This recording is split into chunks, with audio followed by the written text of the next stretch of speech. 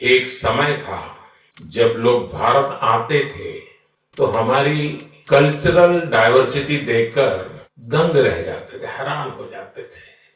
अब लोग भारत आते हैं तो हमारी फिनटेक डाइवर्सिटी को देखकर भी हैरान होते हैं।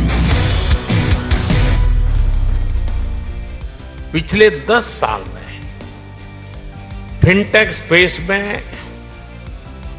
$31 बिलियन से ज्यादा का निवेश हुआ है। 10 साल में हमारे फिनटेक स्टार्टअप्स में 500% वृद्धि हुई है।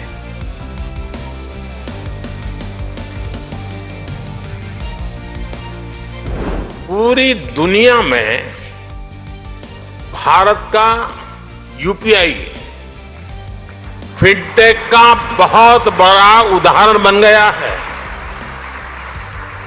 आज दुनिया का करीब करीब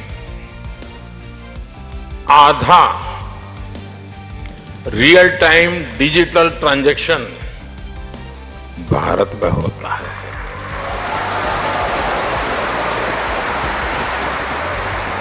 जनधन बैंक खातों ने भारत में कमाल कर दिया है। आपको याद होगा, कुछ लोग पहले पूछते थे, पार्लियामेंट में खड़े होकर के पूछते थे, भारत में बैंक की इतनी ब्रांचेज नहीं है, गांव-गांव बैंक अवेलेबल नहीं है, इंटरनेट नहीं है, यहां तक पूछ लेते थे बिजली भी तो नहीं है, रिचार्जिंग कहां होगा, फिनटेक क्रांति कैसे होगी? Go to your village fair, buy potatoes and tomatoes and pay 7 rupees 50 paisa by a credit card. What will the poor lady do? Does she have a POS machine there? Is it connected to a electricity source? Is there Wi-Fi there? Is the internet working there? You think all of them should have a POS machine in their hand? आज 530 million यानी 53 करोड़ से अधिक लोगों के पास Jan Dhan bank खाते हो गए हैं। 10 साल में हमने एक प्रकार से पूरी यूरोपियन यूनियन के बराबर आबादी को बैंकिंग सिस्टम से जोड़ा है। जनधन योजना के चलते करीब 29 करोड़ से ज्यादा महिलाओं के बैंक खाते खुले।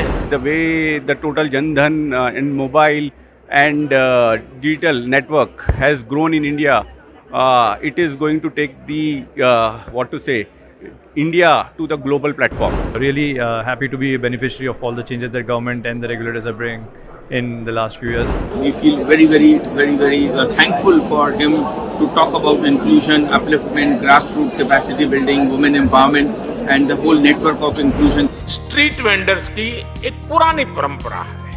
आज वो पीएम स्वनिधि योजना से कोलेटरल फ्री लोन ले पा रहे हैं।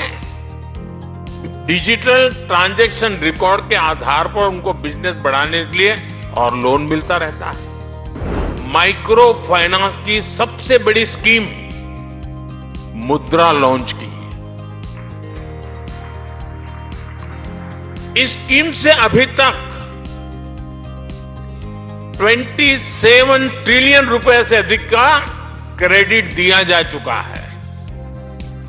27 ट्रिलियन। इस स्कीम की करीब 70% बेनिफिशियरी महिलाएं हैं। इसका सोशल इंपैक्ट बहुत व्यापक है।